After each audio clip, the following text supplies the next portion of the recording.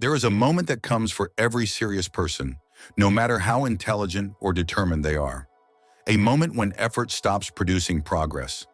When the harder you push, the more clumsy you become. You begin to suspect the truth that few people can accept. You are not failing because you lack willpower. You're failing because you're in the wrong stage of mastery. And if that sounds uncomfortable, good. This is where growth begins. In Japan, the old schools of sword, calligraphy, tea, and Zen training carried a quiet map for this. Not a theory, a map written in blood, repetition, and humiliation. 3 syllables that describe the entire path of mastery: shu, ha, ri. If you do not know where you are in this sequence, you will sabotage yourself without understanding why.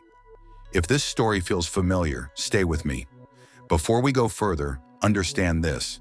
Shuhari is not self-improvement, it is self-erasure. And this is where most people quietly give up. The day the hands betrayed him. Ken was not a dramatic man, and that's why this story matters. He simply grew tired of himself in a quiet way. The way a person grows tired of a room that has no air. He worked in a clean office with clean conversations. He was competent enough that no one criticized him openly, and restless enough that nothing satisfied him privately. He would wake early, promise discipline, and then watch the promise dissolve by afternoon. Not from laziness, but from something worse, a mind that could not hold a single line. One evening, after a day of small compromises, he walked past a modest dojo tucked between ordinary storefronts. No neon sign, no advertisement, only a wooden placard and the sound of feet moving in unison. He stopped not because he believed in romance, but because something in that sound was intolerably honest. It was the sound of structure. Inside, the instructor was elderly and unhurried. He bowed once, looked at Ken without judgment, and asked, "Are you here to feel strong or to become precise?" Ken did not know the difference, so he answered honestly, "I want to stop being weak." The instructor nodded. "If you want to stop being weak, you will begin by doing what you do not want to do, exactly the way you do not want to do it." Ken's first weeks were humiliating. His grip was wrong. His stance collapsed. His mind argued constantly. Every time he asked why a movement had to be done a certain way, the instructor replied, "You do not yet have the right to change it." Ken thought discipline was supposed to feel like power. Instead, it felt like obedience. And that is precisely where the path begins. You might be closer to change than you think. Shushu means to protect the form. This is the stage everyone thinks they are above, and almost no one survives. You copy, you obey, you repeat. Not because you are weak, but because you are unqualified to improvise. Ken wanted explanations. Shu wanted sincerity. He was told to arrive early, clean the floor, practice the same cuts until his shoulders burned. No inspiration, no shortcuts.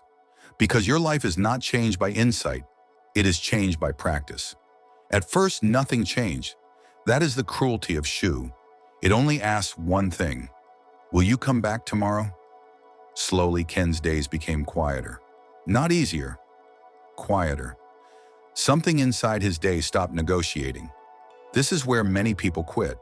If you've ever started strong and faded, this is why. We're just getting to the most important part.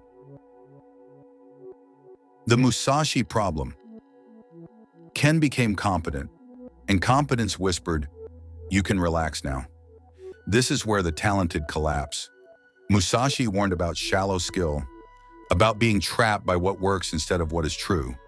Ken began to realize that mastery is not expression, it is refinement, and that realization pushed him into the second stage. Ha-ha means to break.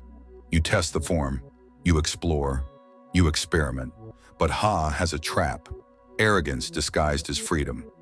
Ken tried to look impressive, and he was struck cleanly by someone using no flair at all. "You protected your image, not your center," the instructor said. "Return to Shu." Not as punishment, as diagnosis.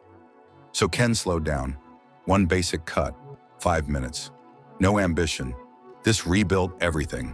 If this story feels familiar, stay with me. Re is when form disappears, not because you abandon it, but because it has entered your bones.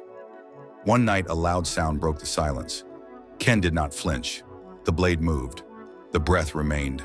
Now you practice even when life interrupts you, the instructor said. That is Rai. Discipline is no longer something you do. It is who you are. You might be closer to this than you think. Be the mirror. If you are in Shu, obey. If you are in Ha, refine. If you are in Ri, remain empty. Do not skip stages. Each one destroys a different illusion. Ken still cleaned the floor, still arrived early, still bowed. Not because he was afraid of losing mastery, but because he respected the path that stripped him of excuses. They only care what you honor. Choose a form, protect it, let it humble you, let it shape you, and when the time comes, let even mastery fall away. If this reached you, you're already walking the path.